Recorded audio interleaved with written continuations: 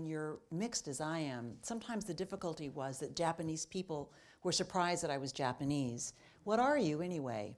And then when I was in America, they'd be surprised I was American. So what are you anyway? I would be very, very, very glad for all the money I could earn if I got 10 cents for every time somebody asked me, what are you anyway? And I think ultimately, my father said it correctly. He said, Anne, don't let anybody make you feel bad about what you are. You know what you are? You're the best of both worlds. And if anybody makes you have to choose, you choose the Japanese side. The 6'3", green-eyed, big American white guy was saying, pick the Japanese side, because he says you cannot deny those people who survived and who fought and thrived and farmed and did all those things. And what he was teaching me is that you cannot deny anyone, neither side. You are all of that.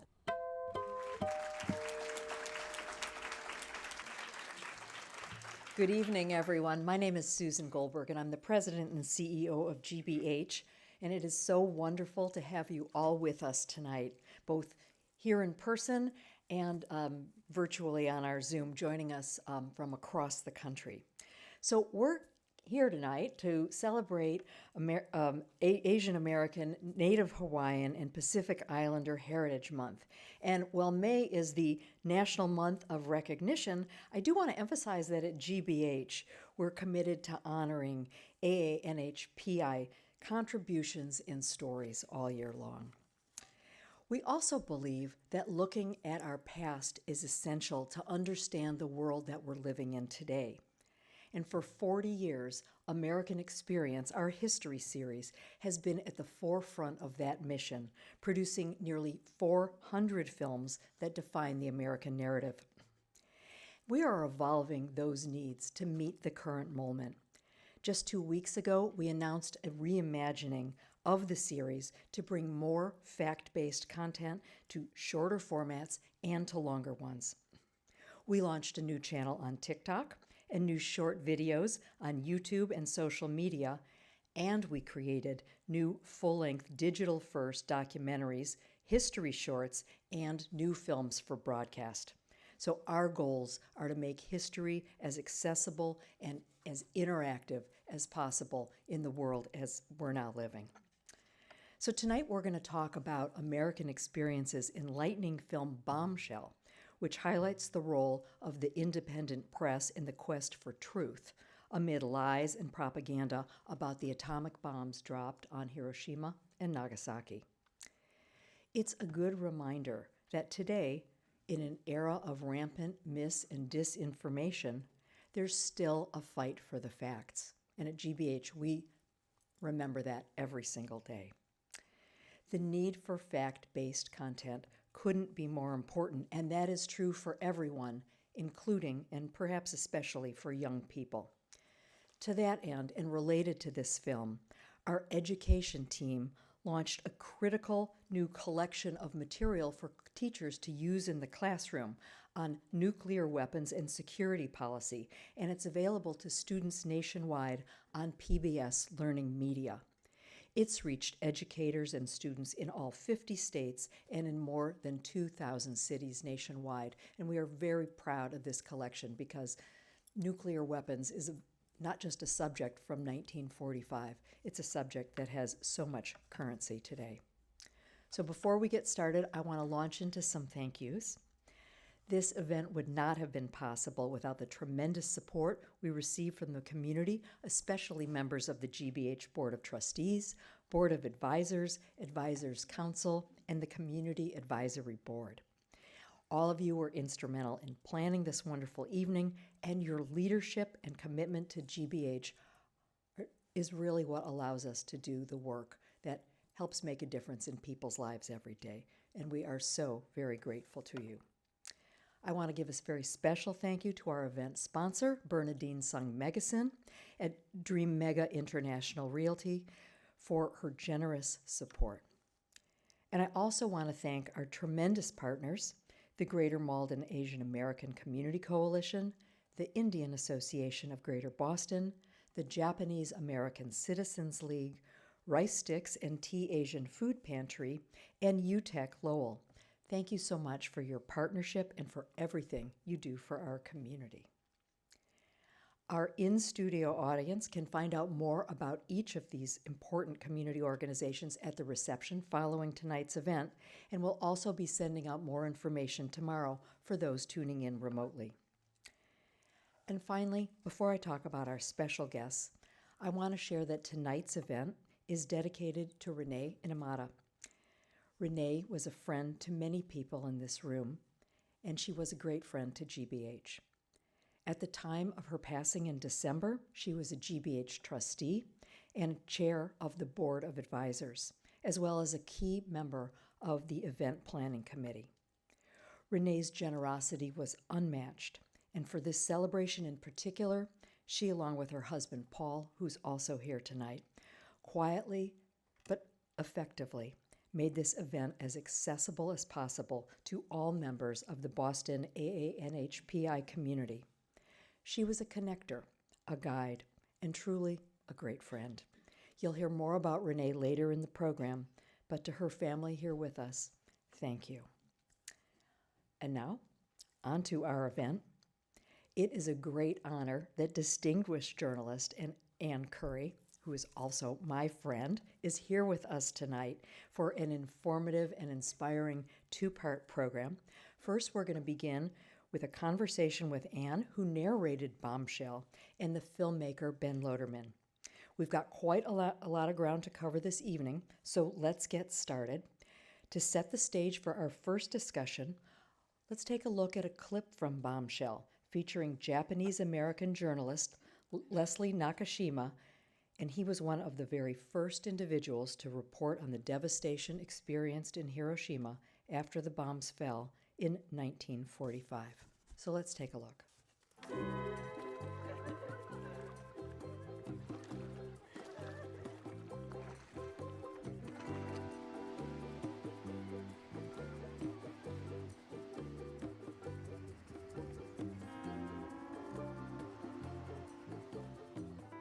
Leslie Nakashima was a popular and celebrated Japanese-American journalist in pre-war Hawaii. He worked primarily as a sports writer, but he also covered culture and politics as well. Nakashima's parents both came from a very small fishing village in Hiroshima Prefecture. And his father was part of the first wave of contract workers to work on Hawaii's sugar plantations.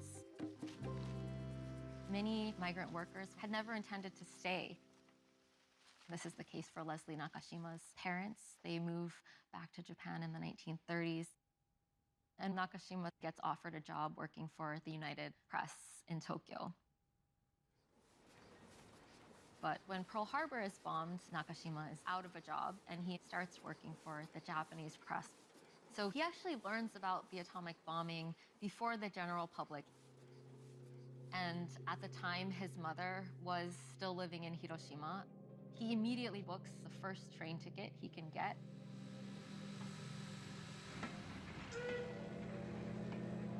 The first thing he sees when he arrives at Hiroshima Station is a sea of destruction.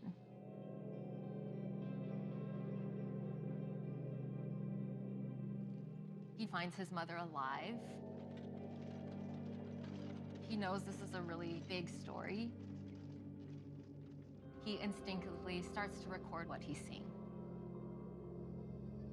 He's looking out and he sees this city of 300,000 people that, as Nakashima said, had vanished. He also visits a school near his mother's house that had been turned into a makeshift hospital, and he writes that every day there's 2 or 3 people that are dying there, and not only that, but the majority of the cases that are being treated there are considered to be hopeless.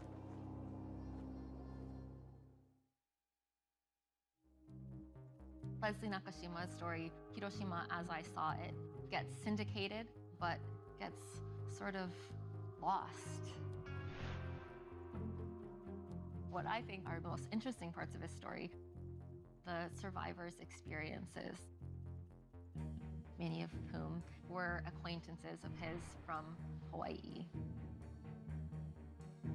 as well as some of the more provocative language about radiation. Many newspapers choose to excise that out. There was a question of credibility. So much of it has to do with the anti-Japanese racism of the time. The New York Times, for example, buries it several pages in. Beneath Nakashima's article, the Times cites General Groves, who calls all reports out of Japan pure propaganda.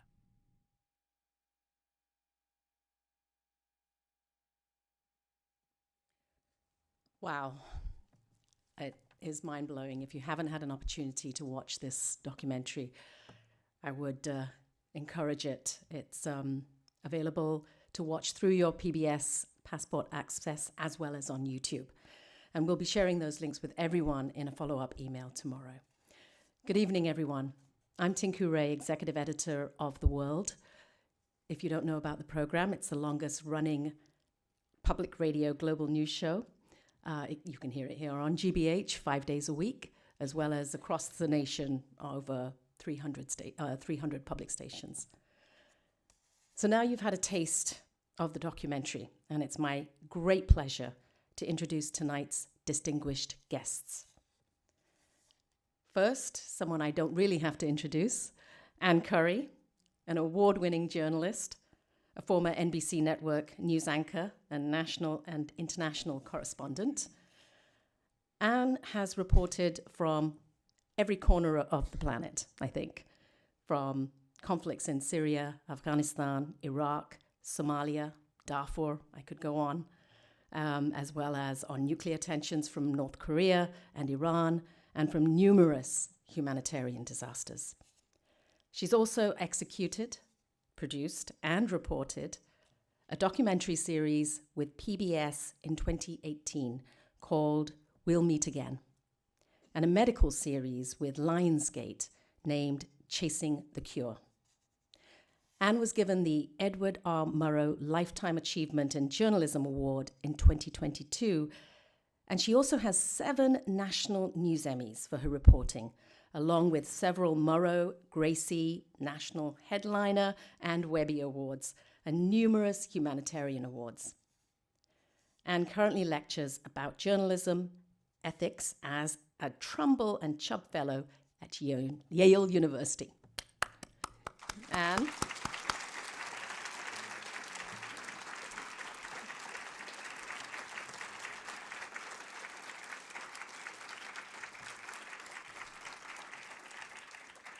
Joining Anne is Ben Loeterman.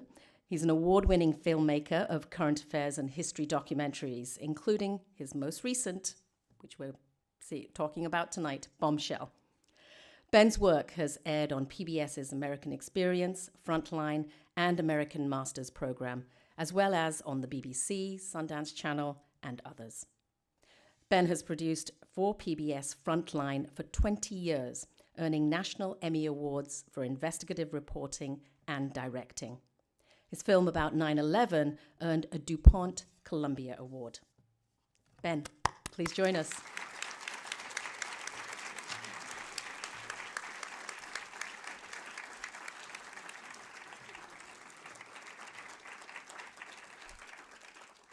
Moderating tonight's discussion is Ryo Morimoto. Ryo is an assistant professor of anthropology at Harvard University. He is a first-generation college graduate and scholar from Japan. Professor Morimoto studies how humans and nuclear technology interact. As an ethnographer, he spends time observing and documenting how radiation affects people's lives and cultures. Professor Morimoto is also an award-winning author of Nuclear Ghost, Atomic Livelihoods in Fukushima's Grey, and is the author of numerous articles. Professor Morimoto earned a PhD from Brandeis University and was a postdoctoral fellow and a project manager of the Japan Disasters Digital Archive. Please join me in a very warm welcome on stage to all of our guests. Professor Morimoto, please.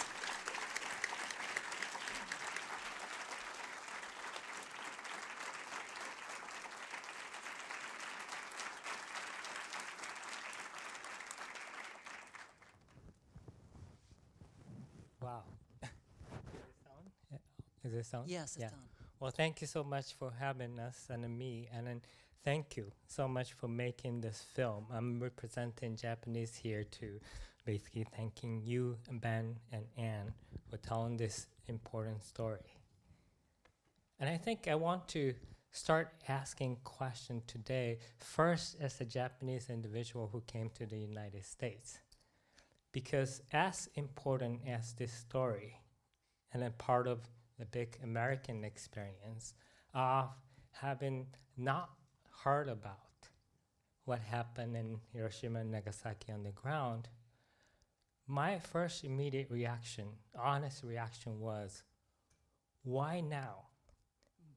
Why is it important then to tell this story 81 years after the atomic bombing in 1945? We have bad timing.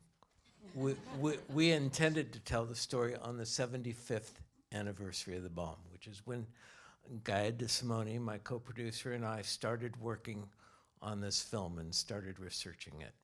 For the 75th, there were many commemorations and conferences and gatherings meant to happen in Hiroshima and Nagasaki for the anniversary.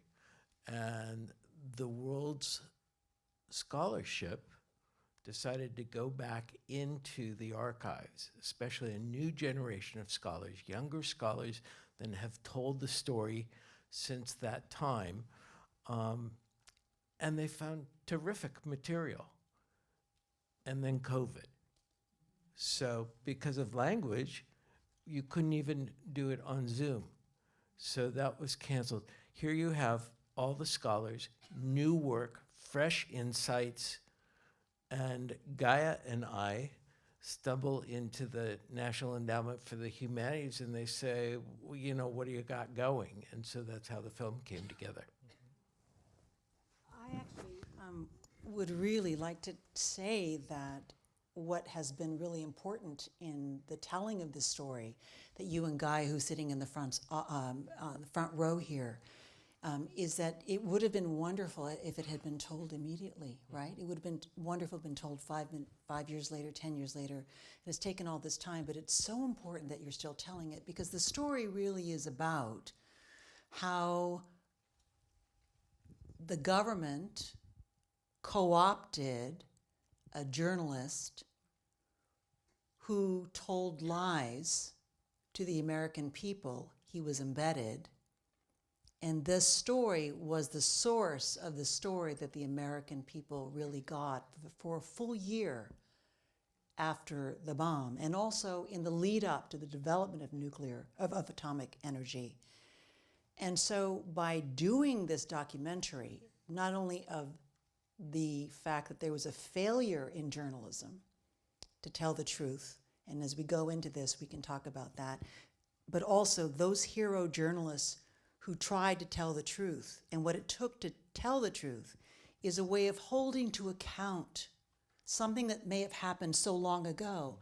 But if it's not held to account, if we don't hear what actually happened, that there was actually this failure, and there's one reason why so many people still today are confused, then I think then history can make it up. We have to have this as part of the record, and I think this film is important for that reason. Yeah, no, I mean, you know, I thought it was the best timing to tell the story because we see the news right now, right? Hear about all this kind of stuff. We're still talking about nuclear weapons and how that is either real or imagined presence of that itself somehow allow us to justify even thinking about like, oh, it's important to go in war, for example. So I thought the timing actually, regardless of all these accidents, turned out to be in your favor. You know, so it's funny. The film started as a profile of someone named John Hersey, who wrote a book that I read in the 10th grade, and is considered, I think, a heroic journalist and an icon in journalism, and has been voted in several polls to have written the best piece of journalism ever. When Guy and I started working on the film, we realized something I didn't know, which is that Hersey wrote his article a year later. Hersey was writing in response to something. And so Guy and I put our heads together and tried to dig in and figure out what was Hersey writing in response to. And that's how we came upon these stories. thank you. Because Hersey is a famous figure, but it's very interesting in that Hersey was born, right, in China, and he had some understanding of East Asian experience, which actually allowed Hersey not to treat Japanese people as enemy, which was the rhetoric of that time, but wanted to capture them as a human beings. And I think, you know, this is the aspect as an anthropologist, I see a lot of affinity to filmmaking, to the journalism, the storytelling practice. How can we tell the story to humanize the others? So in this sense, like I wanted to hear you talk about, like, what was the process like for you, Ben, and also like finding Anne as the voice of this film, telling the story for us? Well, we started with a piece of paper called a chronology that Gaia made. And we then decided to use something that today is termed something I'm not even sure I know the word for, but it's big data mining in journalism, how to dig through databases. And there is a wonderful one about every newspaper article written in America in the white mainstream press. And so we decided, rather than relying on books years later, we would go to the sources and see what those original documents said. Gaia read many more than I, but that's how we started. When we thought about who might help us tell this story, the question for us about the film was about journalism ethics, to be honest. That's what grabbed us. That's what we care about. We're journalists, and we're interested in journalism, and we don't apologize for it. So we thought, who is somebody who is going to have the gravitas and respect and the experience as an on-the-ground reporter to help us tell the story. The fact that Anne's personal history, which I think we're going to learn more about, touches the story directly, was icing on the cake.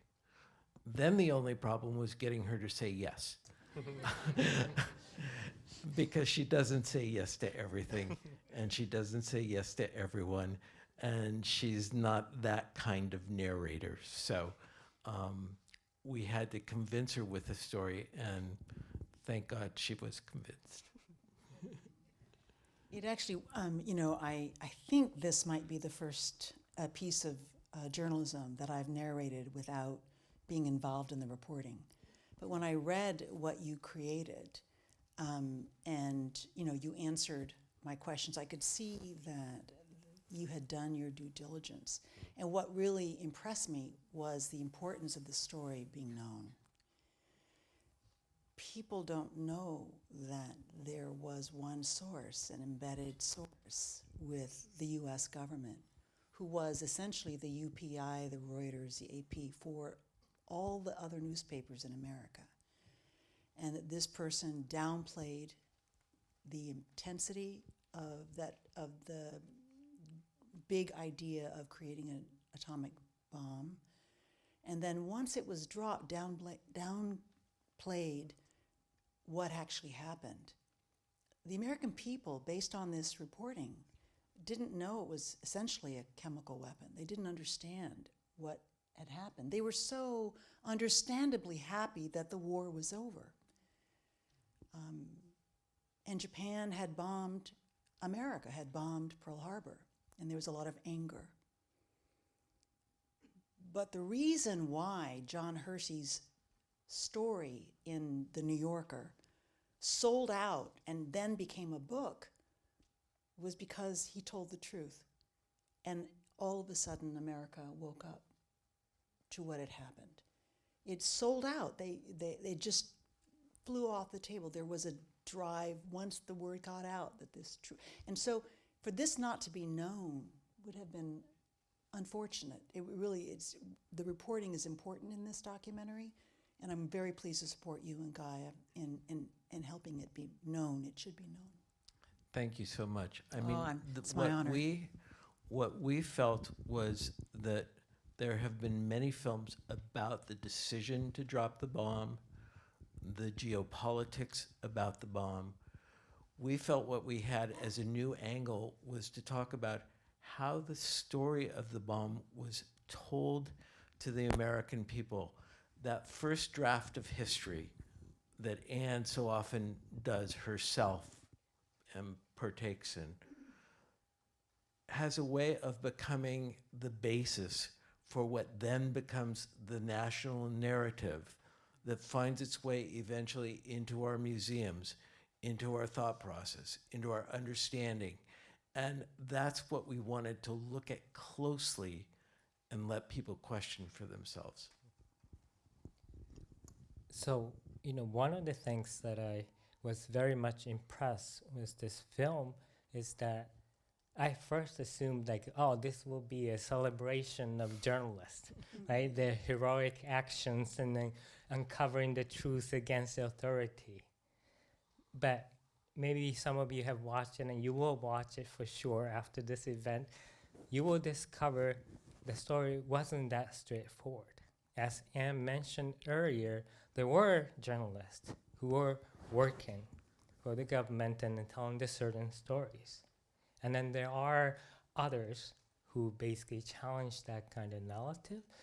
So, that complexity of representing journalists, not as a one-dimensional kind of work, but the ethics of the reporting, telling the truth, is what makes this film, I think, particularly poignant, in addition to how this is revealing about the diversity of group of people trying to, as Anne said, tell the truth, right? So having said this, I was kind of curious to ask a question because, I'm also in this part, like writing the book and oftentimes present already finished material, right? But I understand that so many things happened before making the product. So I wanted to ask you to share with us, what are some of the challenges and difficulties that you confronted putting together this story? I'd answer challenges and opportunities. We had the good fortune to have Oppenheimer come out while we were doing our research. And when that happens, that is such a little gift to filmmakers like us, because if people are seeing it and are interested in the narrative and the topic, and it's a large, expensive, commercial, beautiful, well-made film, there's a lot not in it. And so that's our opportunity. The challenges were many, starting with John Hersey's family, who we first went to when we thought we were going to be making a film about John Hersey. The family was very nice, very generous, very warm to us, and completely uncooperative.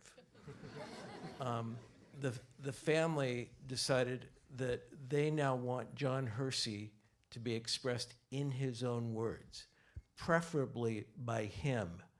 There never came up the question of someone reading his words. So we then had to find recordings of Hersey, of which there were one or two made. Okay. One recorded interview. He gave 3 serious interviews during the course of his life. One of them was recorded, and I remember Gaia being thrilled to come back with it, and we sat and listened to it together, and I said, "Who's that voice?" And she said, "That's Hersey." I said, No, who's the other voice?" She said, "Asking the questions?" I said, "Yeah." She said, "It's the interviewer." I said, "Yeah, exactly.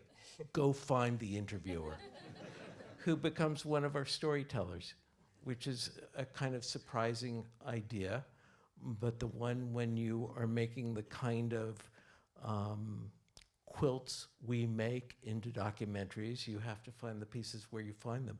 And we were very lucky to find his interviewer. Could I just add that it is, you're not seeing this yet in the clip, but you'll see this in the movie.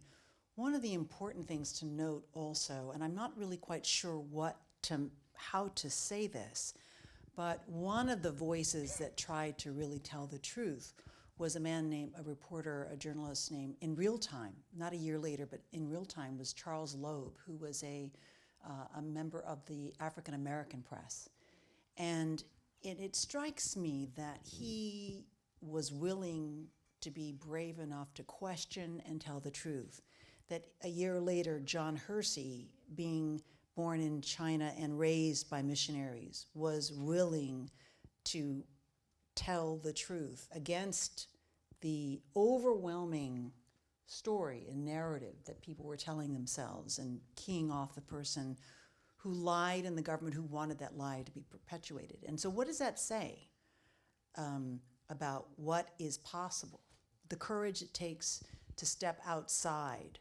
And Charles Loeb, and as well as Leslie Nakashima, who, as I understand it, was the first person to be able to report from the ground, and was discounted, and yet still did it.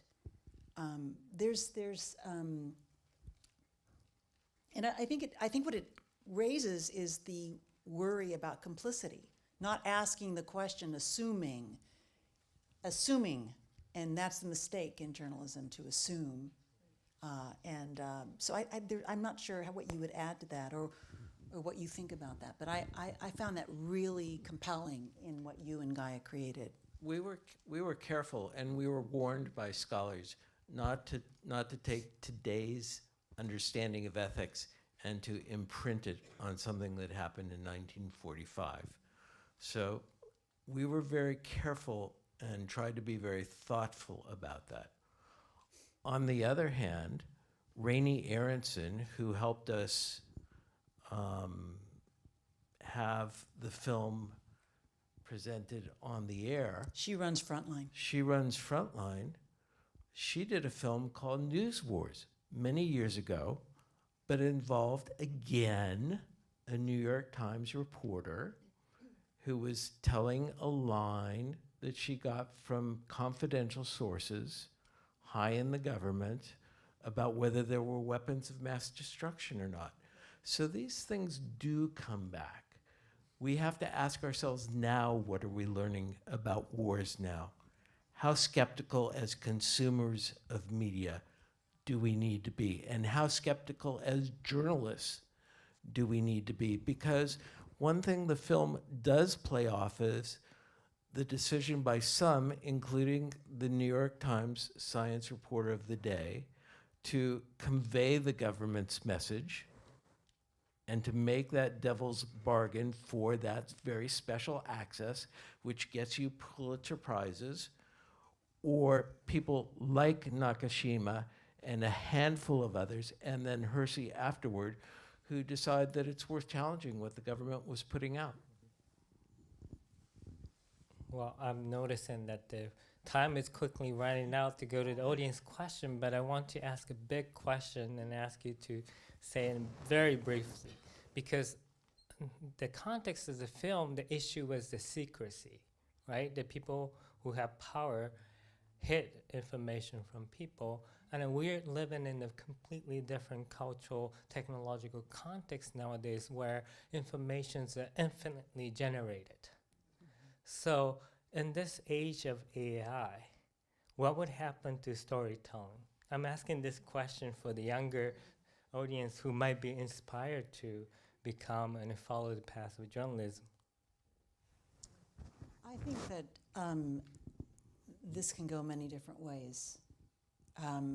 AI, if the motivation is pure for the common good, which is what journalism is supposed to be focused on, for the common good of the people, AI can be a great help, a great supporter in getting information very quickly out to lots of people that is and that is verifiable, and in fact might even be, with technology, if there is motivation to create it, marked as, and not just something you downloaded and you have to try out your story, but it can be intricately part of every source of information that we use to inform ourselves. I think that technology is possible today if the motivation was there for it to be created. Or it will go a different way. And I think that there's a lot of concern today about the direction it will go. I think we're on the precipice today. And to some degree, it's about what we will tolerate, what we will not tolerate, what we expect from not only journalism, but from those who create the new tools that are coming that will affect the way information is spread. And I think that it would be really great if the people who are involved in the leadership of this in all the different ways in our cities, in our states, in our federal government, could be really more knowledgeable about this technology, at least a little bit more, to help us guide. I think there even technologists today are talking about the need for guardrails, for rules, laws that will allow the focus to be for the common good. We've got a long way to go. I don't know that we can know which way it will go. But I can tell you that I think that even across, I believe, based on my conversations at least, which are numerous about the future of journalism with people who are on all sides of the aisle, there aren't just two, there are more, that they all agree they want access. They may disagree with what that access yields, but they want access to information that is credible. Could I just do one thing? Gaia, can you stand up? Just stand up, come on. Gaia. Yeah, just turn around. Gaia was really important in a lot of, as you can see, we referred to her so many times and she deserves a bit of attention, so the light is on you. Okay, go ahead. We're going to the question from the audience. Does anybody in the audience have a question? Back that way, there's a hand up. Oh. Yeah. Hi, I'm Pyle Salzberg. When the reporting happened about the bombings in 45, it wasn't until sometime after that we found out what the truth was in terms of the reporting. And at that point, there was a dearth of reporting. Now, as the world is progressing around us, there seems to be a wealth of reporting. Even blog writers can be reporters.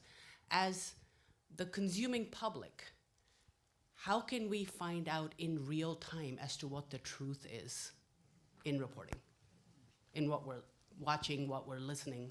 I mean, yeah, listen to GBH for sure, but in a bigger scheme of things, how do we find out what the truth is? I mean, I think, I think that you're absolutely right that there is a tremendous amount of material, and the vast majority of it is misinformation. And I think that the way to do it in real time is a hard answer, because almost always, even legitimate news organizations may get it wrong in real time because things are changing. You hear from authorities that it's 12 people and it actually is 24. I mean, things constantly are moving. And the story, the truth generally takes a little time to come out.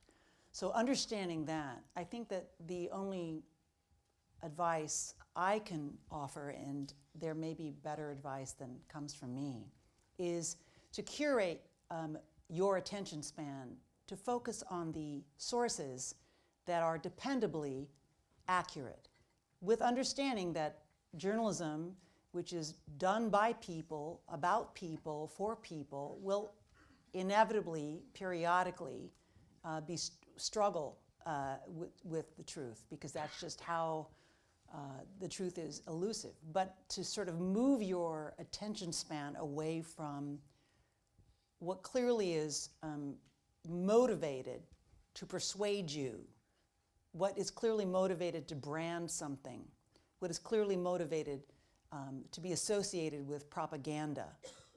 I think we are mixing it all up in our minds and in our feeds and in our attention span. I think figuring out where you trust. I have places I think are pretty defensively trustworthy that I go to for news. In general, the struggle is that, to be honest with you, except for a few places, I tend to read more and watch less. But on the other hand, if a story is breaking, it'll come faster when you're watching or when you're looking at social media, and that's where you're going to run into trouble. It's never not been that the truth was invulnerable. There's always been an effort to control what you learn and find out. So you have to be disciplined and to focus on, we all have to be disciplined about where we pay our attention, and to think about caring more about what is important to you and your family and your community and your city and state and country, and less attention on what really doesn't matter. And I think we need more discipline to really not pay attention to what really doesn't matter. I don't know if that answers your question. Yeah, no. I mean, like, it was wonderful, because I would say, yes, we all need to slow down, first of all. If anything I can add to what Anne said is that, to me, truth can be painful. Sometimes it's not something that you believe in, that you have to make yourself vulnerable. And it takes a lot to say, I was wrong. But I think all of us probably requires that humility, which I feel like we're increasingly lacking. And I think that's one thing I will add to slowing down. There's a question over here. Mindy Wasserman, and I'd like to bring this somewhat to the relevance to today. The United States is the only one who has used a bomb, but we're also the one trying to stop the Iranian bomb site today. But it's not as complete as we thought. What should we do now with the uranium still there when we see in this film the amount of damage that can be caused by uranium? Getting the uranium out and getting the Strait open, which is important for food and energy around the world, is very difficult. And what do we need to know now, and how do we get responsible journalism when we do have a president who will spin the story in his favor? That's a big question. Do you want to take it, or do you want me to Yeah, try? sure. That's for an it. easy one for me. It's very simple. Have people on the ground, talk to people on the ground. This is what we found out in 1945. the New York Times reporter who was writing press releases for the Pentagon that became that draft that was printed in every newspaper, front page in cities across the country, word for word. That was what Gaia came to call the view from above the cloud, because that's what Americans were seeing. Americans were seeing the mushroom cloud. Nobody was looking at what Nakashima was looking at, which was what was on the ground. I don't think we know what's on the ground in Iran. And I, for one, am going to be really curious to find out. I think that's right. I covered the Iran nuclear negotiations for years, really, and have a sense, having been in Iran multiple times, about the tenacity of the people, really, and also the secrecy of the government. And it's difficult to know what's really happening. But I think that that you make a very good point. It doesn't seem that you're going to be able to safely stop uranium by bombing it and from getting out. And so ultimately, it's going to have to, it seems to me, based on at least what I know, which is, I'm sure, limited, it's going to require eyes on the ground and negotiations. Honest, painful, I don't like what you're telling me, but with humility, negotiations. I think for the Iranian people who, Iranian government rather, who, and the people who, we can see how they responded, for example, to the Iran-Iraq war.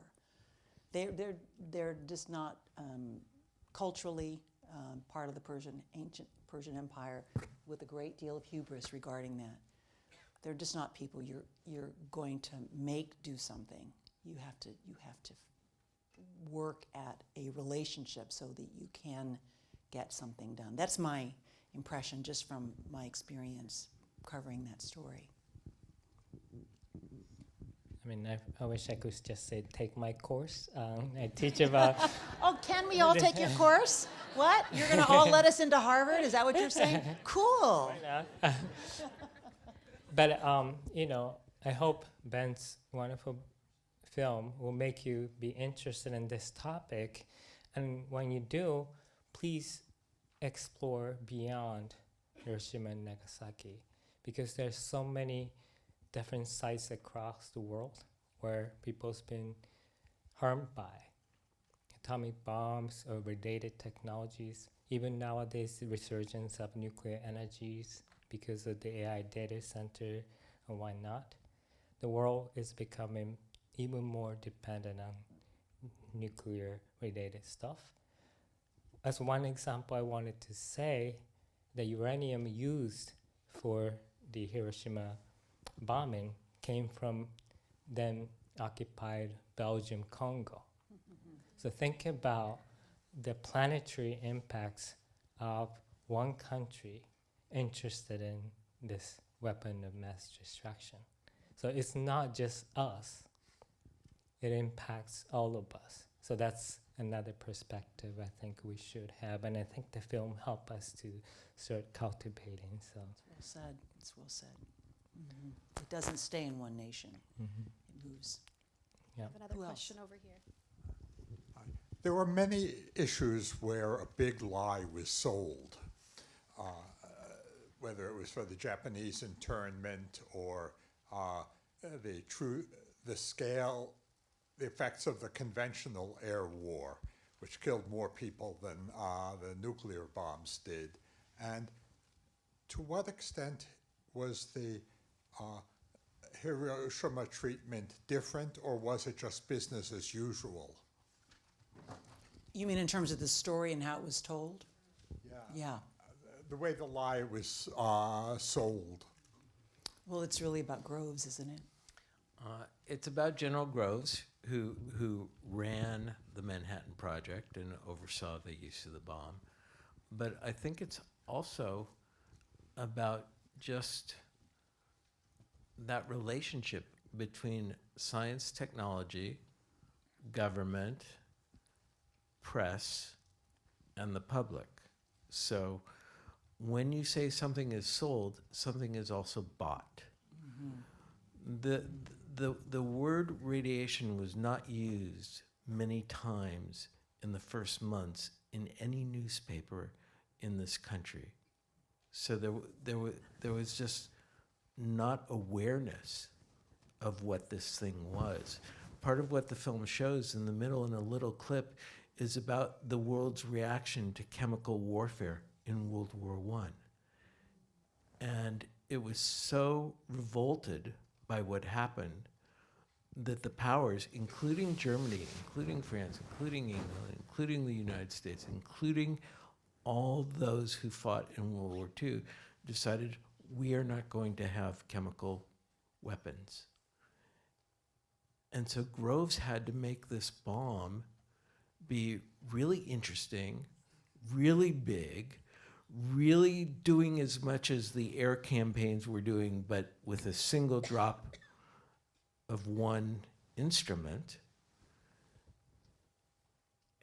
and yet say, chemical? No, nothing to do with that. And this raises another question, which is, there's a real, we're moving, as you talk about, and a question here was talking about AI, I think that came from Ryo. I think, there is this disconnect in terms of how many journalists really understand technology, how much does the public really understand. So there's a real vulnerability to being manipulated, as happened, I think, in the case, as we show in the documentary. And I just want to say that, when it comes to the question of national security, many things goes unquestioned. And I think we're seeing that kind of stuff happening yet again, where this thing about national security justifying many things. And in that sense, I think, many of you who come from the background that are multiple sort of countries and continents, right? Having that as a core of your being, I think you all will become very important figures. And asking this question about what does it mean to have multiple sort of nations in your identities. And I think that's one way to kind of think about how that case was unique and how we can resist that type of rhetoric and narrative that is emerging yet again. Sadly, we will have to bring this to an end, but this was such an insightful conversation. Thank you, Ben Loeterman, Ann Curry, and Ryo Morimoto.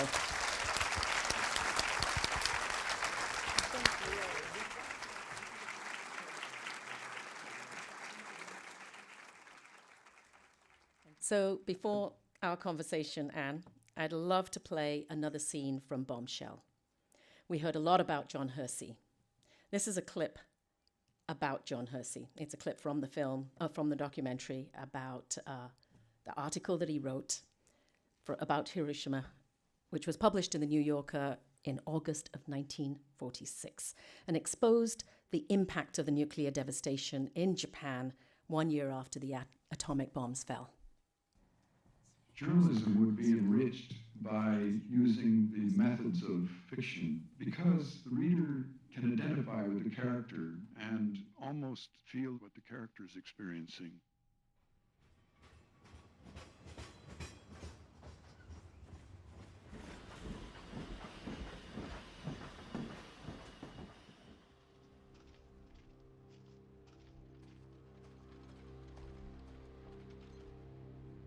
Shortly after getting to Hiroshima, he met Father Kleinsorg, who proved to be a wonderful subject for interview.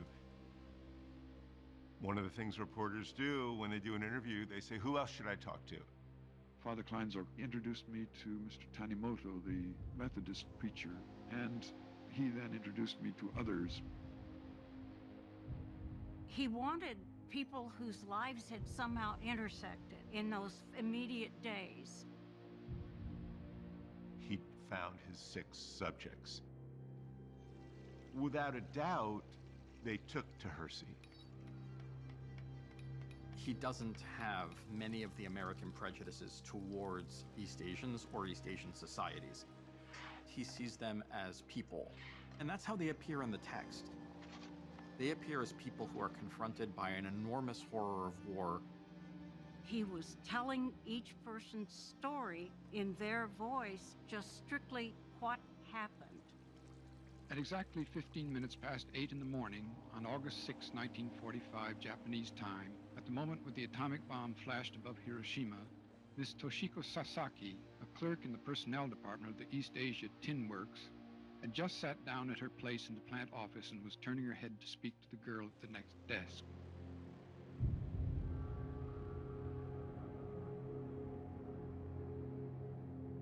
He's less interested in how they remember it than in reconstructing the experience of having no idea what was going on.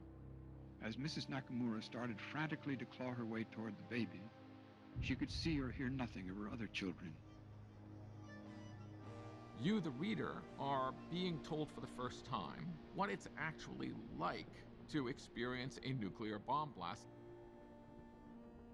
Everything fell, and Miss Sasaki lost consciousness. The bookcases right behind her swooped forward, and the contents threw her down, with her left leg horribly twisted and breaking underneath her. There, in the tin factory, in the first moment of the atomic age, a human being was crushed by books.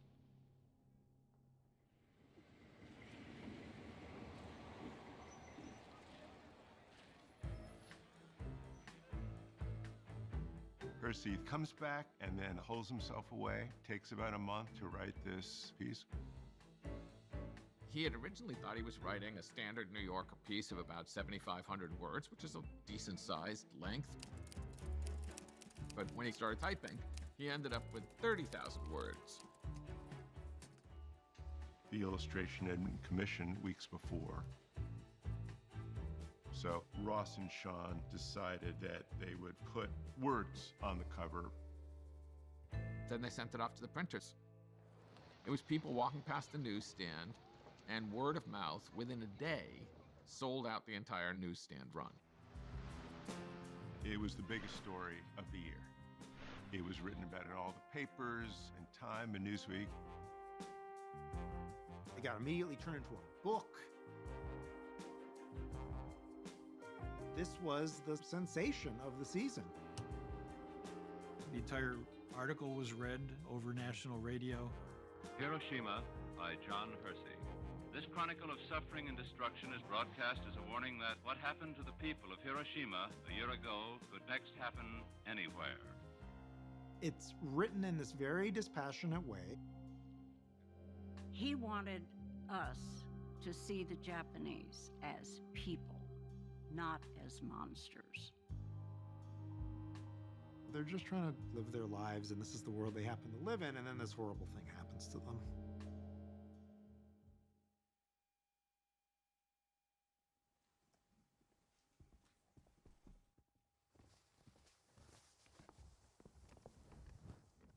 Such a powerful film.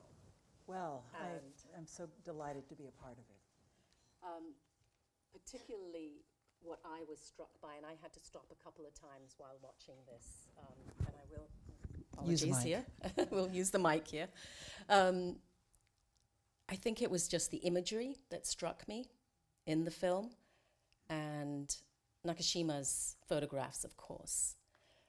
Another thing that struck me, especially about John Hersey's reporting there, Anne, and I want to ask you this question, something that we don't have the luxury of doing today as reporters. We cannot go in depth into any story, really, can we? I think it's much more difficult, although than it was then. And this was, I think, the first time that the New Yorker magazine used the entire magazine for the story. So it was even unusual in its how much time it was given, how much space it was given at that time. I think that there are several reasons why in-depth reporting has become difficult. And I think we all sort of know what they are: decreasing attention span, sort of the sense that you have to cram more stuff in because people are not going to wait and watch and listen. But actually the internet should give us just the opposite. If you think about it, you can open up a story, and I think that several newspapers are trying to do this, where you can hit a link and then go deeper. I would prefer that they didn't link to another story that was something else, but I would prefer if they went deeper with the reporting with that link, and I think that would be a great way for in-depth reporting. I think some stories require this kind of depth, and you're right, it's very difficult now. It used to be that a television piece of journalism, would be 5-6 minutes long. And on the news hour, sometimes it still is. I just did a piece from Sudan that was about 6 minutes, a piece to camera. But in general, it's, barely a minute. Yeah, you're right. One thing I'm very impressed by your reporting and your career, which is something that we really want to delve into here, is that you were never a reporter that parachuted into a story and then left it behind. You returned. You returned over and over again. Sudan is a good example of that. Why? I think that oftentimes I would try to do stories that others weren't covering. And if I'm doing a story that others are not covering, then there's a reason for it, right? So in the case of Sudan, it was, at that time, we thought about it as the war in Darfur and the persecution of people in a war that we could prove in the reporting that there was a genocidal intent in the killing. And others weren't covering it, and then others were. I mean, Nick Kristof of the New York Times led the way. But I remember, when I fought for it and was told that I couldn't do it. And then finally, when I convinced the boss that I was going to do it, another reporter came in to my office and said, I think you're being really brave. And I said, well, I mean, they're not going after American journalists, they're going after Black African tribespeople. He said, no, I think you're brave because nobody will watch a story about Africa, and you're risking your career to do the story. And then when I was going to go, I had to find my own cameraman. And then at the last minute, the boss said, it's dangerous. Maybe we should send you with a security person. I said, no, I don't want a security person. Well, maybe we should send you with a producer. I said, no, it's okay, but they sent with both. And so, I kind of coerced them into doing it. And when we did it, people did care about it. They did respond to it. And as we know, people know a little bit about the story in Darfur because it became a story that others started covering. And, I don't need the glory of being where every other reporter is. Gosh, just cover, good, I'm cheering you. But when you're not paying attention, in this particular case, when we talk about Sudan now, the war there is the largest humanitarian disaster in the world, with an unprecedented 14 million people fleeing war and persecution. And yet most people in America don't know about it. People who are well-read have come to me just in the last week and said, I didn't even know. And so that's where I'm going to try to be. That's right, have always tried to be. Often seen as the forgotten war, as many say. Right. People should, if they're going to go through it, we should know they exist. It matters for them, to know that they're not suffering and dying in darkness. I want to take you to your mother. We were speaking earlier about our mothers, and the comparisons and the similarities between both our mothers, and I'm going to pronounce this wrong, Hiroshima and Nagasaki. You did a good job. Great inspiration in your life. Mm-hmm. Japanese, came from a small village in Japan. Rice farming village. Yamagata. Tell me one specific lesson that you learned from her that has stayed with you until today. I was told a word that I'm going to say incorrectly, and if those of you who are Japanese Americans might know this word and say it better than I do, but she would say, "gombaru,"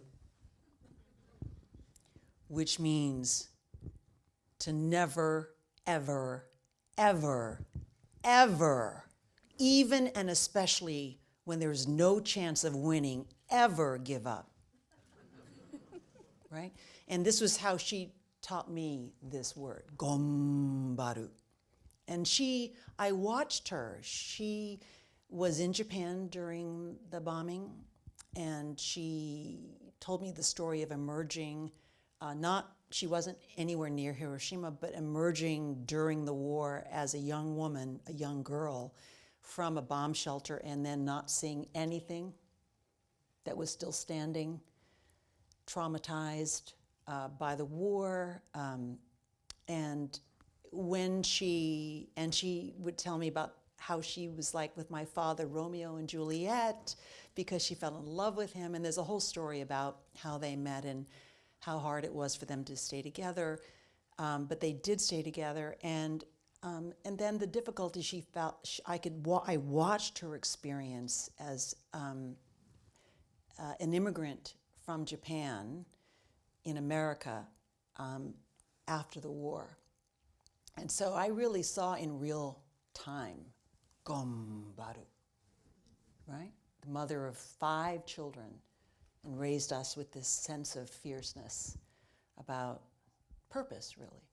And she always called you Anna. Right, she couldn't say my name. Do you want to explain why? Well, my father was from Colorado, and my mom said when I was born, I was the oldest, I was the first, and she said, Anna is her name. And my father wrote down Anne. And when my sister was born, she wanted her to be Gina, and my father wrote down Jean. And then when my brother Alan was born, he got that right, but then when Gordon was born, he was supposed to be Gardner, and he wrote down Gordon. So by the time the 5th child was born, she said Lola. He said Laura, and she said, no, Lola. And he said, no, Laura. And she said, no, Lola.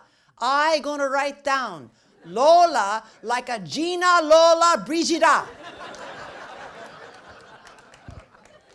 So Lola was Lola. Lola was Lola. So it was Anne, Jean, Alan, Gordon, and Lola.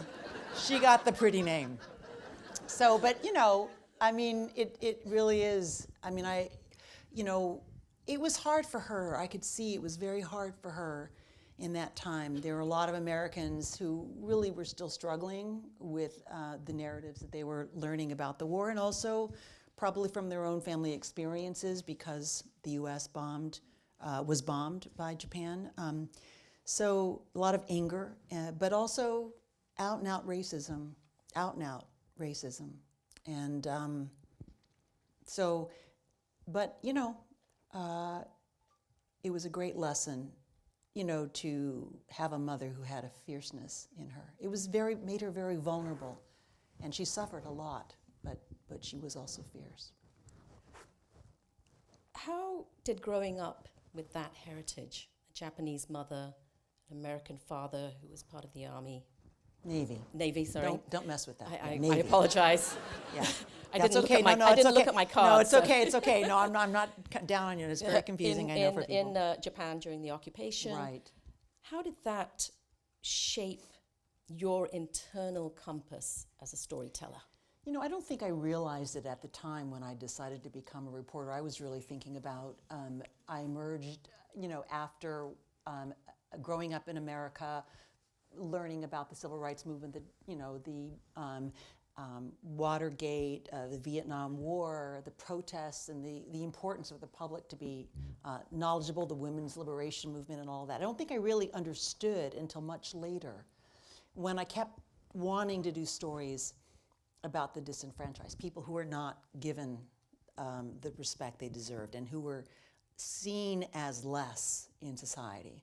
And I realize, I think now, and I realized many years ago when I began doing this kind of humanitarian reporting and war reporting, that I think I empathized.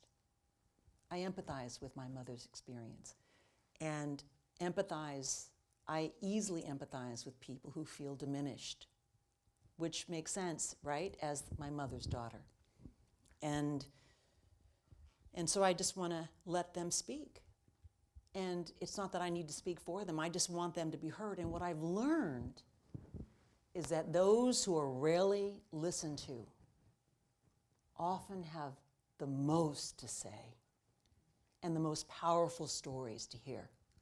And so, and the Americans who've heard my stories, the stories I've reported, they've responded because they've heard those stories as stories about human beings who could be like them.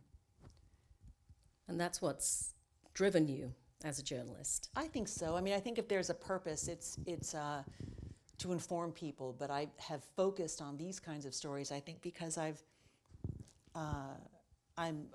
sort of would do my day job, being an anchor or doing whatever they're asking me to do, sometimes a cooking segment, and then I would ask them, because of that,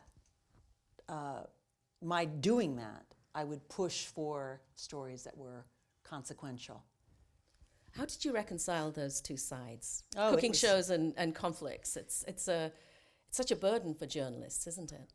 I think, and we see this increasing. We see it in places we were surprised to see it. Places that had been only doing hard news that are now, or hard and soft news, but now are doing sort of other things like games and lifestyle kind of. It's a struggle because it's a way of trying to get people to pay attention.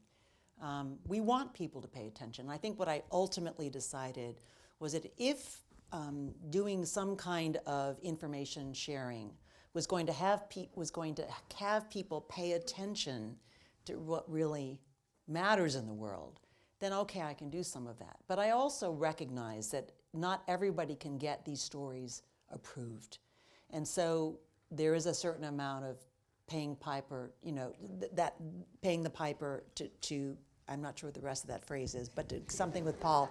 Anyway, Paul, the guy, anyway. So I think that I kind of, but I wonder sometimes how much time could have been saved, how many more stories could have been done had I not had that pressure. But I think that's increasingly the pressure today because of even more so than when I was working 24/7 on this.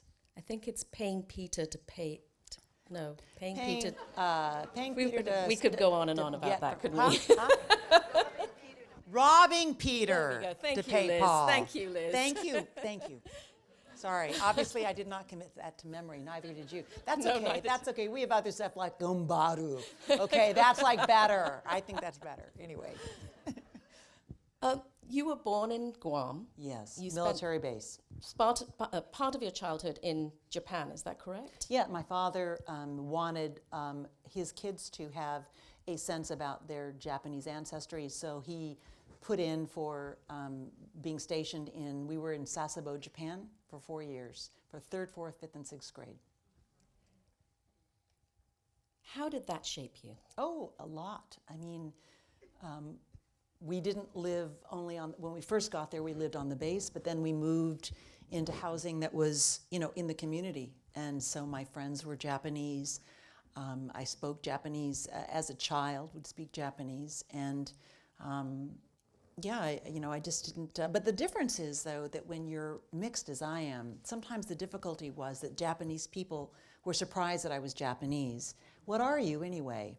And then when I was in America, they'd be surprised I was American. So what are you anyway?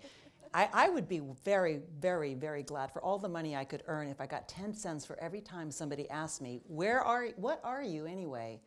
And I think ultimately, my father said it correctly. He said, Anne, don't let anybody make you feel bad about what you are. You know what you are? You're the best of both worlds.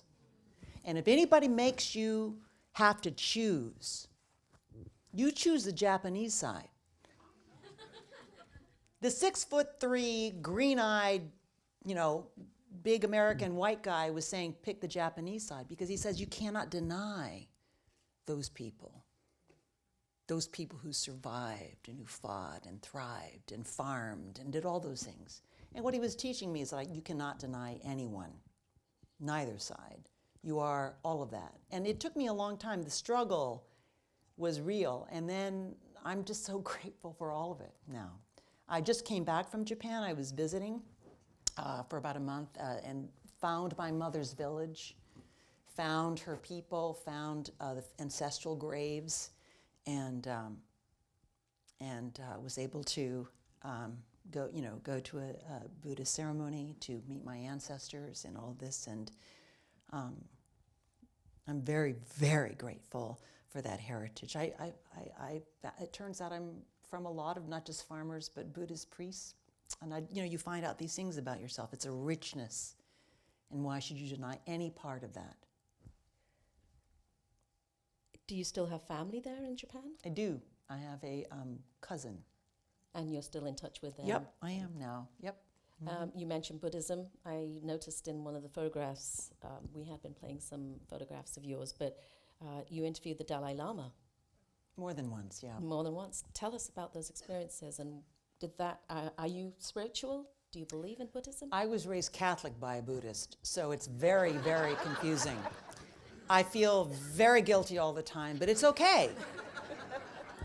I don't know. I'm very confused. I don't know that I'm not religious, but I pray because it's good to do that, to focus. I'm not religious, but I think on some deep level,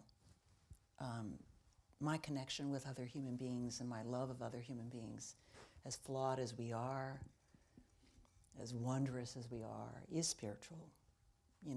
I think you can look at another human being and not even speak to them, and you can feel a connection, a human connection that is spiritual. And with the Dalai Lama, I was interested first to interview him about China. And then I got very involved because and I interviewed him more than once because he had a lot to say about peace and calm and desire and all these things that felt more philosophical, though they are tied to Buddhism. And people seem to really, I really benefited from that. I remember the first time I interviewed him, I was so overwhelmed, how you get really, okay, I'm talking to the Dalai Lama. And so I said, is there some message, is there any sort of, piece of wisdom that you would give to people, to help them in their lives? This is the first time I interviewed him, so I didn't really know how to talk to him. And he just looked at me and said, eat less.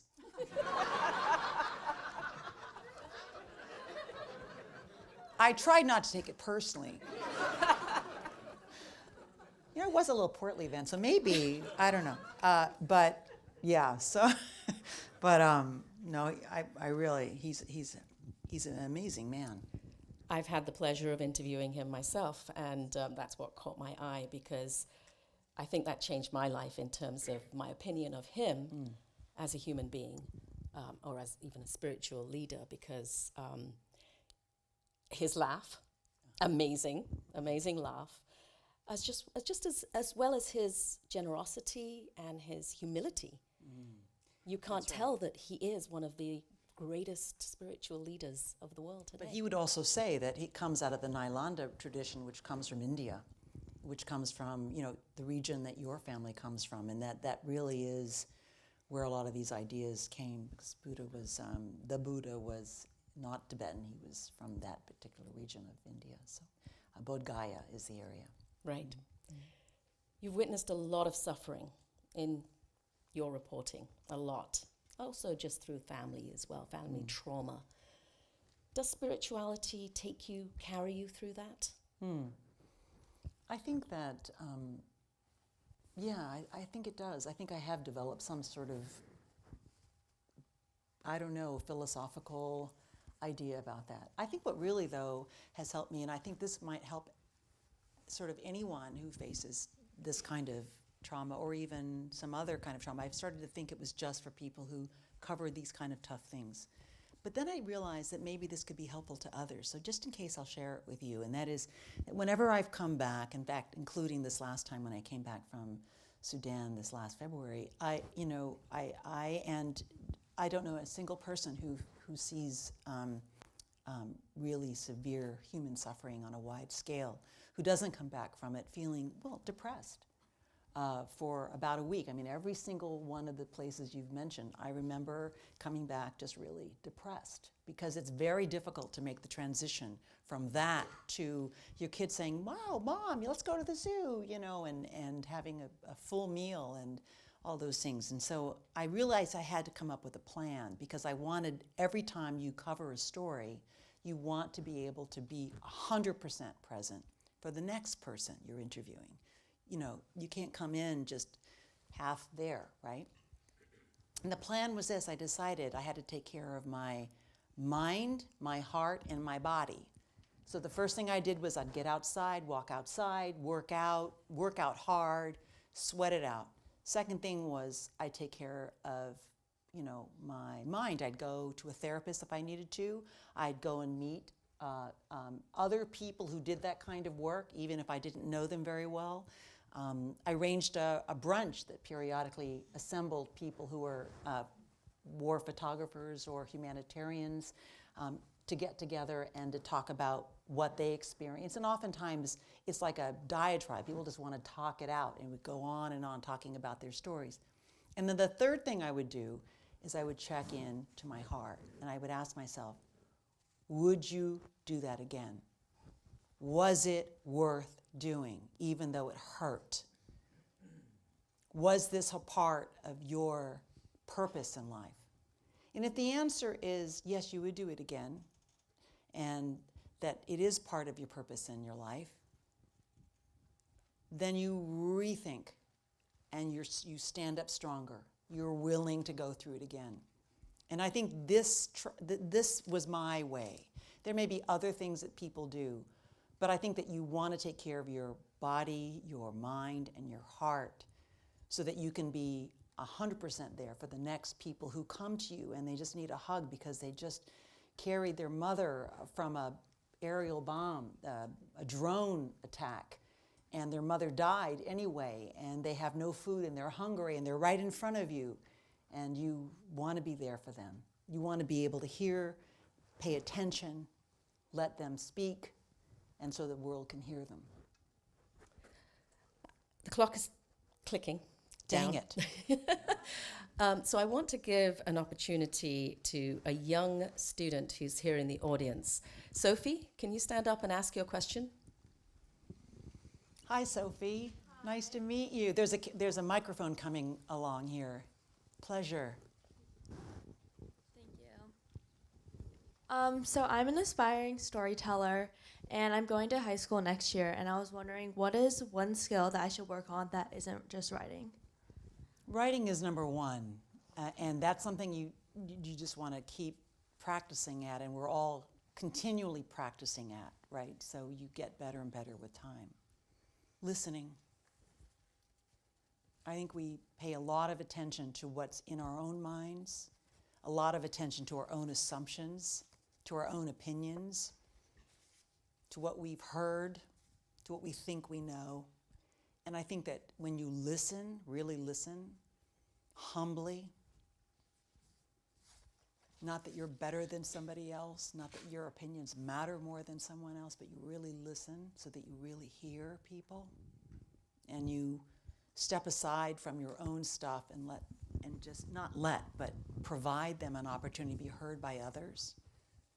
And so that, with that attitude, you ask the right questions. With that attitude, you talk to the right people. And so telling the story is not you telling the story. It's about letting the story unfold and being a good steward for that story. Stories can be untrue. Most of the stories we read are untrue. But if you can also be somebody who really cares about telling it truthfully, which is, a hard job, but a wonderful job. Because the human story is the most interesting story. Humans are so wonderful and so awful all at once. We are so interesting and so boring all at once. And when we find that true peace in us and we can share it with each other, we connect and we can understand something. There is this quote from a man named, I heard this from Dr. Maya Angelou, the poet.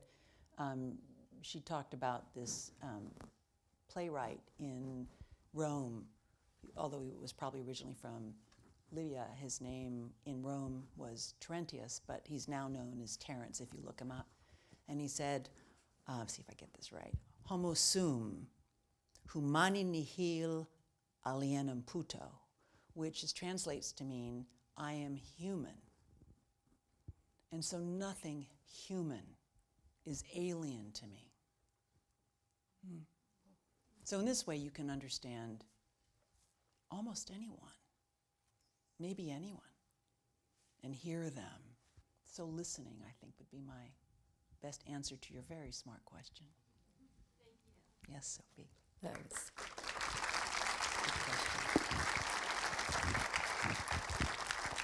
I'm so glad Sophie's here to ask that question. There's one more question, even though we've gone over time here, Anne, but I'm going to ask this. This is from Anne Benquist, who's in Watertown here. How were the Japanese able to forgive us? I know you can't speak for the whole of Japan. Thank you. Thank you for saying that. And maybe Hiro may be the better one to ask about this as an academic. I don't know that everyone has. But I do know one thing about, what I think I know anyway about the Japanese is that they're an enormously respectful culture, enormously so. And I think that there may also be a realization that the people are not the government are not the people. And I think that plays a part in it. But I also think, to Ryo's point, and to, I think, at least to some degree, what Gaia, has found, and Ben has found, is that, I'm not sure I'm saying this correctly, so correct me if I'm wrong, but there has been this effort to, the pain of the bombs were so great that there has been an effort to kind of stay away from them, and even the people who were victimized by them, a sort of a disconnect that isn't possible. And so people live with the reality of it, even so. Have they forgiven us? I don't know if we know really, but if there is anyone, I think, any culture that would, it would, in my view, it might be, the Japanese might be among them, because it's simply of the way they philosophically live in the world. That's my answer, and it's highly disputable. Thank you, Anne, for such a warm and honest And conversation. thank you for great really questions. Appreciate this. And it's a great, I love being interviewed by you. And thank you so much. Thank you so much. I'm sorry.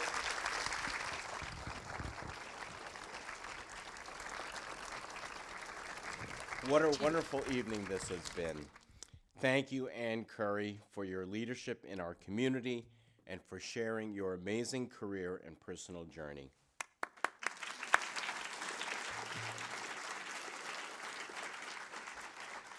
Hello, everyone. I am Eugene Marr, and I'm here to honor and celebrate the memory of a deeply respected community member and leader, Renee Inomata.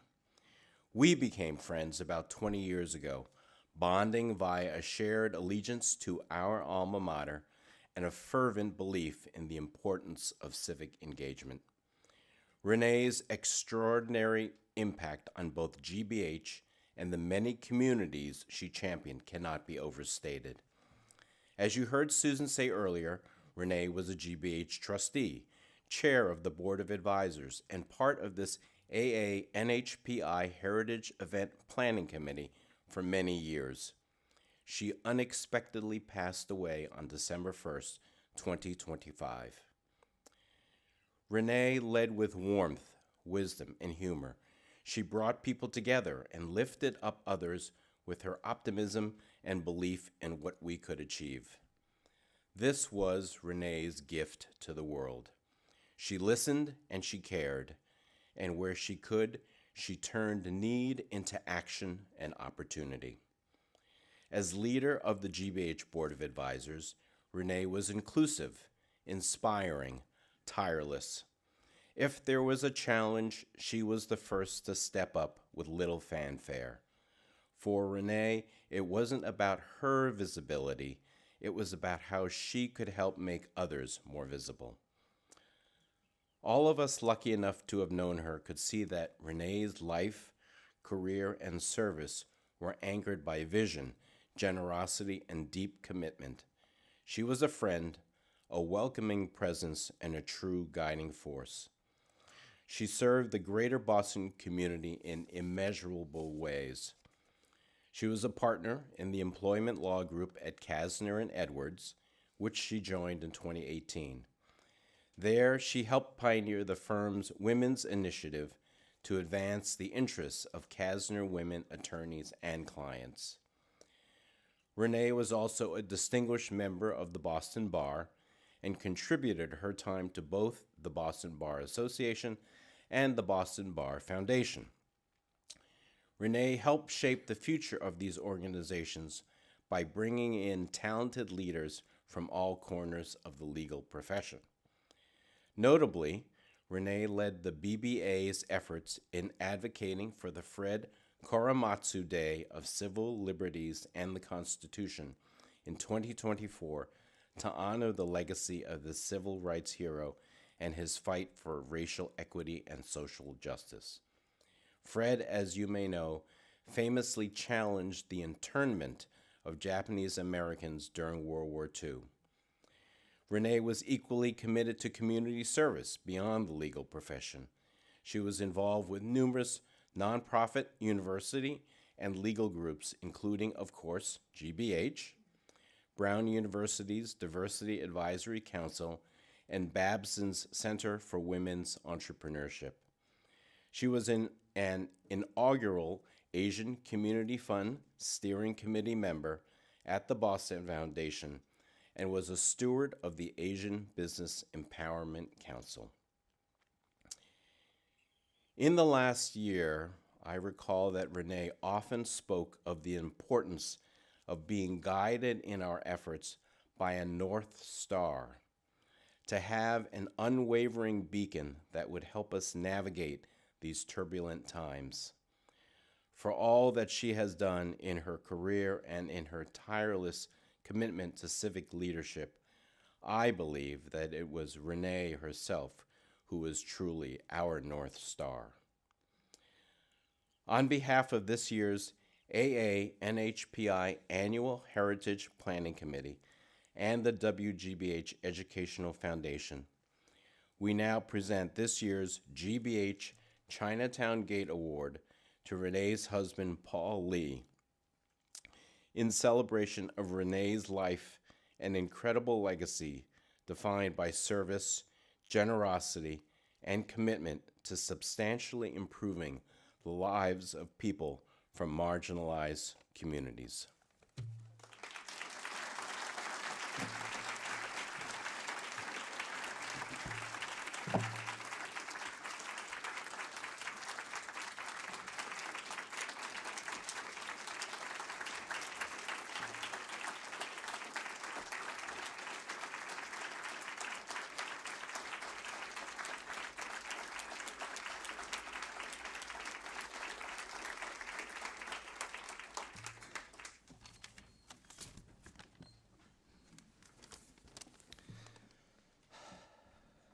Thank you, Eugene. Good evening, everyone. On behalf of myself and Renee's family, I'd like to express my deepest gratitude to GBH for honoring Renee with the Chinatown Gate Award. Renee truly loved GBH and would be embarrassed that she was receiving this award because one of the things she loved most was doing the work, and one of the things she hated most was being recognized for it. I had a difficult time deciding what to say tonight because I best knew her personal side, and sometimes that consisted of Renee coming to my rescue. When I broke something, Renee would give me the side eye and start typing away on her phone, and magically a replacement would appear days later. When I lost something, Renee would backtrack with me throughout the house until we found it. When I needed her to look at a document, Renee would look at it and reassure me it was okay, or send me to someone that could help. But these are my personal stories of Renee. I rarely saw the work side of Renee.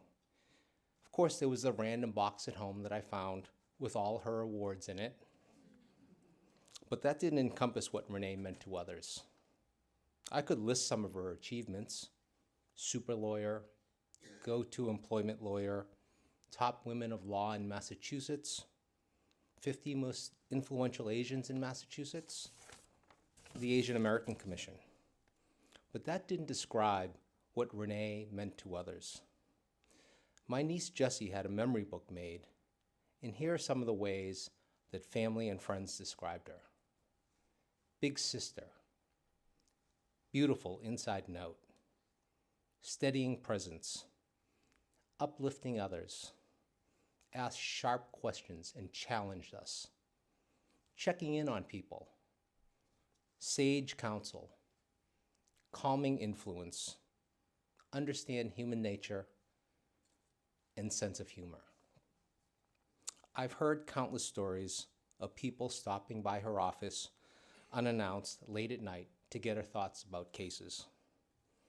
There was a time that she heard someone say how much they liked a dessert, and it magically appeared on their seat at the next meeting. Many times she had lunch, coffee, or a phone call to talk to someone about their personal life. This is the side of Renee that I never got to see, but that she shared with you. After the celebration of life, her father asked me, when did Renee become an activist? I was surprised by his choice of words, but as I thought about it, I think that Renee wasn't necessarily an activist, but more of an advocate. She advocated for people that didn't have the power of her voice. She pointed out injustices and spoke up when necessary. She usually worked away from the spotlight to come up with a solution. Her skill in deftly handling difficult situations was what made her a great lawyer. Her empathy, sincerity, and warmth made people feel seen, and that's what made her a truly remarkable human being. She was a friend and mentor in so many people's lives. The Chinatown Gate Award is a landmark that stands as a community beacon. It looms large but welcomes all, and that exemplifies what she stood for. Although Renee was short in stature, Renee's impressive legacy stands tall like the gate, remembered for all her accomplishments, but overshadowed by her kindness and authenticity. Renee was that beacon, shining the light on the AANHPI community. Thank you very much.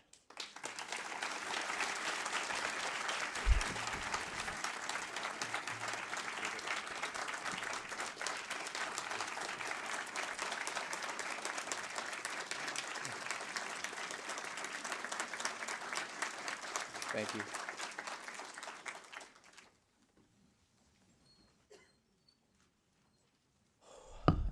Thank you, Paul. Thank you for sharing that. Renee's legacy certainly lives on and will be forever grateful and impacted by her generosity and her commitment to our communities. Good evening, everyone. My name is Leverett Wing, and I am a member of GBH's Advisors Council and a proud member. Geez, I didn't think that would hit me so hard, sorry. I'm a member of GBH's Advisors Council and a proud member of this year's AANHPI Heritage Month Event Planning Committee. This evening, we watched excerpts from American Experience's Bombshell. This powerful film is made possible in part because of member support. People like you, actually people like us, contribute the necessary funds that allow GBH to create important films like Bombshell. Now, as we all know, this past year has been an incredibly difficult one for public media. The end of federal funding in 2025 makes every contribution you all make even more impactful. Your, or I should keep saying our, ongoing financial support enables GBH to continue to be an inclusive, trusted leader in public media, empowering communities, and fostering civic engagement in this rapidly changing world. GBH discovers and amplifies diverse voices, such as those that we heard here on stage and featured in Bombshell. GBH focuses on what matters to you through stories that are produced by GBH and shared with audiences around the globe. And these stories are more important today than ever before. At a time when our stories and our histories are being both figuratively and literally erased, GBH is one of the most indispensable bulwarks against this, with the stories we've seen and heard here tonight as prime examples, even 80 years later. And as someone whose son was raised watching GBH from Sesame Street to Arthur, all the way up to American Experience and Nova, my family and I can attest that public broadcasting is a vehicle for generational change, where we can learn about our shared stories and our shared values and our shared histories across generations and across divides, making us a smarter, better informed, and stronger society. So your support is more critical now than ever so that we can continue this mission and to keep this type of fact-based storytelling and fact-based journalism possible. And how can you support GBH? That's why I'm here. If you live in the Boston area, you can volunteer your time at GBH or donate financial support to programming and events that help us learn, appreciate, and celebrate our differences. You can also text GBH to 800-204-3811 using the keyword GBH to make a donation. Is that up on the screen? I'll read that again. 800-204-3811. Use the keyword GBH to make a donation. Or scan the QR code on this screen. So they've actually made it so simple even I can do this. So please. We hope you'll consider joining our public media family and supporting at any level. As a reminder, we'll share all of these resources with you in our follow-up email tomorrow. Before we conclude our program, I want to take a moment to thank our incredible and inspiring panelists and speakers, Ann Curry, Ben Loeterman, and Ryo Morimoto for joining us. You are inspiring, and we are grateful for you making time to be here this evening. Thanks.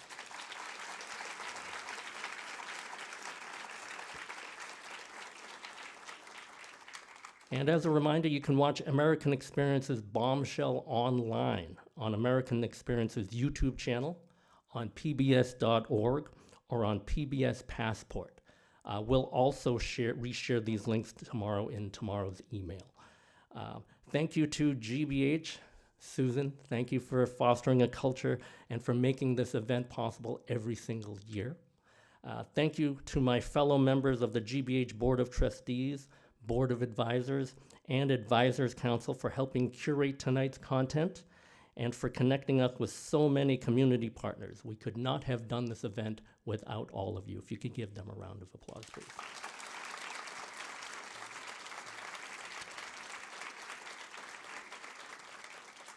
A very special thank you to our event sponsor, Bernadine Sung Megason. Thank you. Over there. At Dream Mega International Realty, thank you so much for your generosity in helping us make this evening possible. Thank you to our local community partners, including Greater Malden Asian American Community Coalition, GMAC, Indian Association of Greater Boston, and Rice Sticks and Tea, the Asian Food Pantry. Thank you for being here this evening. And a special thanks to Liz Haggard and Kate Kataja. If there are two people who deserve a special round of applause, it is them.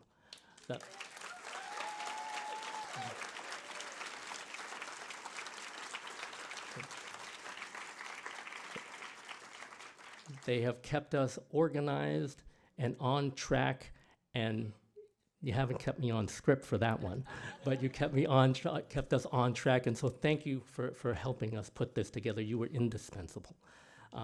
And as always, you can stay informed of the GBH events we have coming up by visiting our events page at gbh.org/events.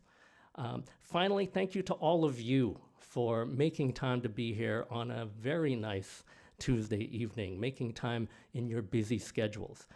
Please join us outside in the atrium for some delicious food, conversation, and to check out our important community partners.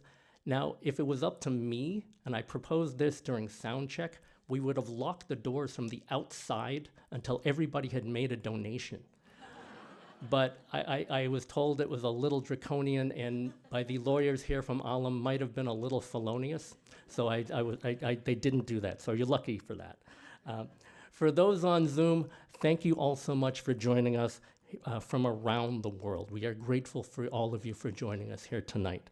How incredible it is to celebrate AANHPI Heritage Month and our communities together. And as Anne impressed upon us, I won't try to say it, we must be tenacious and fearless, and we must never, ever, ever give up. So thank you all so much for being here, and enjoy the evening.